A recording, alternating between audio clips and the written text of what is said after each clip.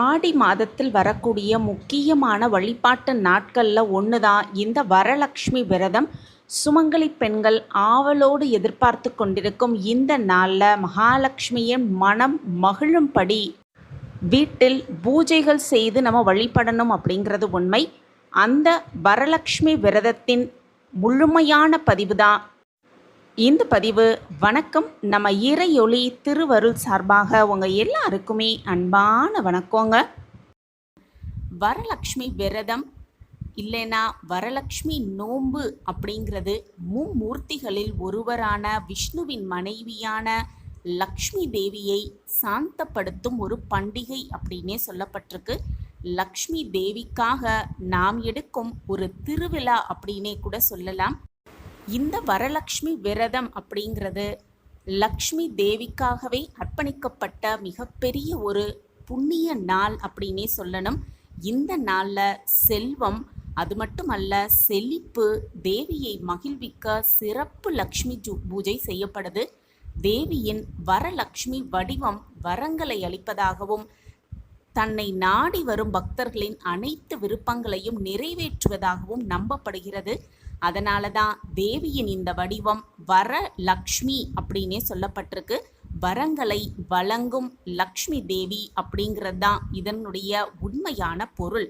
அந்த வரலக்ஷ்மி விரதம் இந்த வருடத்திற்கான வரலக்ஷ்மி விரதம் அன்னைக்கு முதல் செலவாக எது இருந்தால் யோகமாக அமையும்.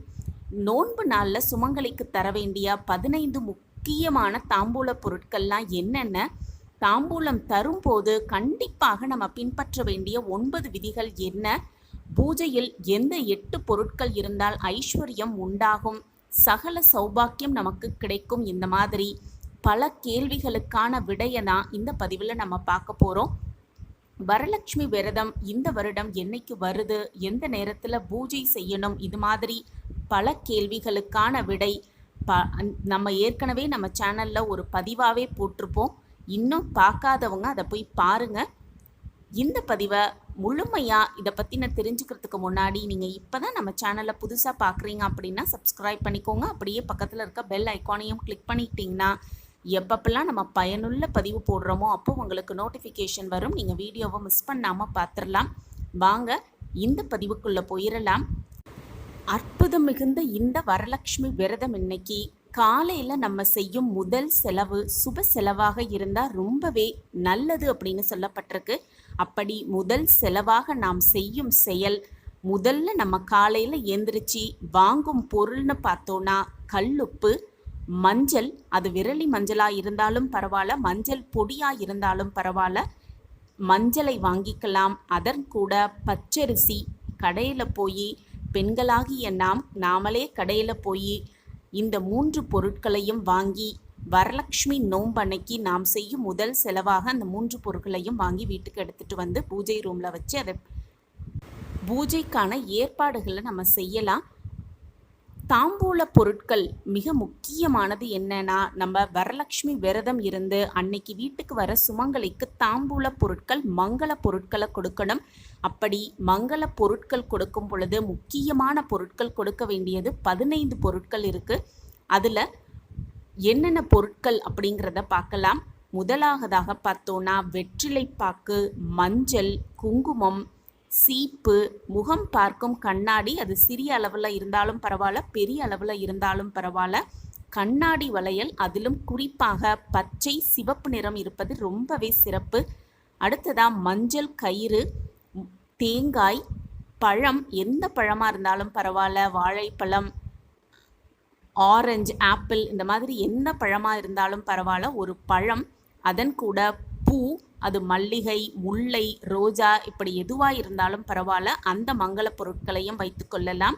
அதன் கூட மருதாணி, கண்ணுக்கு மை இட்டு கொள்ளுவோம் பெண்களாகிய நாம், இந்த மாதிரி கண் மை, அது கூட கண்டிப்பாக தட்சணை அப்படிங்கிறது வைக்கணும். அது அவங்கவுங்க குடும்ப வழக்கப்படி அதை வைத்து கொள்ளலாம். பொதுவாக பார்த்தோன்னா 5 ரூபாய் நாணயம் வைப்பது இன்னமுமே சிறப்பு அப்படின்னு சொல்லப்பட்டிருக்கு. அதன் கூட வரலட்சுமியின் ஸ்லோக புத்தகம் ஏதாவது இருந்தால் அதையும் வாங்கி வைத்து கொள்ளலாம். கடைசியாக பார்த்தோன்னா ரவிக்கை, பிளவுஸ் பிட், அப்படி இல்லைன்னா புடவை வாங்கும் பட்சத்தில் புடவையாக கூட வைத்துக்கொள்ளலாம். இதில் கண்டிப்பாக இந்த 15 பொருட்களும் இருக்குமாறு நம்ம பார்த்துக்கலாம். அது அவங்கவுங்க குடும்ப வழக்கத்திற்கு ஏற்றவாறு மாற்றியும் கொள்ளலாம். இதில் ஒவ்வொரு பொருளுக்கும் ஒரு அர்த்தம் இருக்குது. வெற்றிலைப்பாக்கு கொடுப்பதன் அர்த்தத்தை முன்பே நம்ம ஏற்கனவே நிறையவே பார்த்துருக்கோம். வெற்றிலைப்பாக்கு எந்த ஒரு பூஜை செய்யும் பொழுதும் வெற்றிலைப்பாக்கு தாம்பூலத்தில் இருக்கிறது ரொம்பவே சிறப்பு. மஞ்சள் குங்குமம் சுமங்கலி தன்மையை நமக்கு நினைவூட்டுகிறது. கண்ணாடி கணவனின் ஆரோக்கியத்தை காப்பதற்காகத்தான் அந்த கண்ணாடியை வைக்கிறோம். வளையல் மன அமைதியை நமக்கு தரும். இந்த மாதிரி நம்ம தாம்பூலத்தில் வைக்கிற ஒவ்வொரு பொருளுக்கும் ஒவ்வொரு அர்த்தம் இருக்குது. இந்த 15 பொருட்களை கண்டிப்பாக தாம்பூலத்தில் நம்ம சேர்த்துக்கணும்.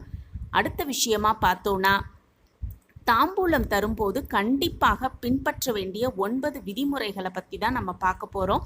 தாம்பூலம் கொடுக்கும் பொழுது தாம்பூலம் யார் கொடுக்குறோமோ அவங்க கிழக்கு பார்த்த மாதிரி நின்றுக்கிட்டு அந்த தாம்பூலத்தை கொடுக்க வேண்டும். அந்த தாம்பூலத்தை பெற்றுக்கொள்பவர் அவங்களுக்கு எதிராக நின்று சிறிய மனை அல்லது பாய் போட்டு அமர்ந்துக்கிட்டு தான் அதை வாங்க வேண்டும். நின்றுக்கிட்டு வாங்கவே கூடாது. சின்னதாக ஒரு பாய் போட்டு அந்த பாயில் உட்காந்துக்கிட்டு பெற்றுக்கொள்பவர் அந்த தாம்பூலத்தை வாங்கிக்கலாம். அதுக்கப்புறம் மஞ்சள், குங்குமம், சந்தனம் தந்து அந்த தாம்பூலத்தை எடுத்துக்கொள்ள சொல்லணும். ஃபஸ்ட்டு மஞ்சள் கொடுத்துட்டு, குங்குமம் கொடுத்துட்டு, சந்தனம் கொடுத்துட்டு அவங்க எல்லாம் வச்சிட்ட பிறகு தான் அந்த தாம்பூலத்தை அவங்க கையில் கொடுக்கணும். அடுத்ததாக பார்த்தோன்னா, தேங்காய் அளிப்பதனால் அது லேசாக மஞ்சள் பூசி ஒரு குங்குமம் போட்டு வைத்து அந்த தாம்பூல பொருட்களோடு சேர்த்து அந்த தேங்காயை கொடுப்பது இன்னமுமே சிறப்பு அப்படின்னு தான் சொல்லப்பட்டிருக்கு. அடுத்ததாக பார்த்தோன்னா, தாம்பூல பொருட்கள் எல்லாத்தையுமே ஒரே தட்டில் வைத்து ஒரே இதுவாக அவங்களுக்கு கொடுக்கணும். பெற்றுக்கொள்பவர்களும் வயதில் ரொம்பவே சின்னவங்களாக இருந்தாங்க அப்படின்னா கொடுப்பவங்களுக்கு நமஸ்காரம் செய்துட்டு அதுக்கப்புறம் அதை வாங்கி கொள்ளலாம். இது இன்னமுமே சிறப்பு. பெரியவங்க வயசில் பெரியவங்களாக இருந்தாங்கன்னா பெற்றுக்கொள்பவர் கொடுப்பவர்களுக்கு ஆசீர்வாதம் பண்ணிட்டு குங்குமம் வைத்துவிட்டு அதை பெற்றுக்கொள்வது இன்னமுமே சிறப்பு. இப்படி தாம்பூலம் கொடுக்கும் பொழுது மனநிறைவோடு அந்த அம்பிகையே நமக்கு ஏதாவது ஒரு ரூபத்தில் தாம்பூலம் வாங்குவாங்க அப்படிங்கிற மன நிம்மதியோட நம்பிக்கையோடு அதை கொடுப்பவரும் வாங்குபவரும் அம்பிகையின் பரிபூரண ஆசீர்வாதத்தை பெற்றுக்கலாம். அடுத்ததாக பார்த்தோன்னா, நம்ம வரலட்சுமி பூஜை செய்யும் பொழுது இந்த 8 பொருட்கள் கண்டிப்பாக அந்த பூஜையில் இருந்தால் ஐஸ்வர்யம் மேலும் அதிகரிக்கும் அப்படிங்கிறது உண்மை. அந்த பொருட்கள் சந்தனம், குங்குமம், இது வெள்ளி கிண்ணத்தில் இருந்தால் இன்னமுமே விசேஷம். சின்னதாக ஒரு முகம் பார்க்கும் கண்ணாடி நம்ம வரலட்சுமி பூஜை செய்யும் பொழுது அந்த பூஜையில் இந்த பொருட்கள் கண்டிப்பாக இருக்கணும். அடுத்ததாக சங்கு, வலம்புரி சங்கா இருந்தால் இன்னமுமே விசேஷம். மல்லிகைப்பூ, மாவிலை தோரணம், கலச சொம்பு, கண்ணாடி வளையல்கள், அது மட்டுமல்ல வெள்ளி கிண்ணம் நிறைய சில்லறை காசுகள். இந்த பொருட்கள் பூஜை செய்யும் பொழுது வரலட்சுமி பூஜையின் போது இந்த பொருட்கள் நம்ம பூஜையில் இருந்தால் இன்னமுமே சிறப்பு. சகல ஐஸ்வர்யமும் நமக்கு கிடைக்கும் அப்படிங்கிறது 100% உண்மை.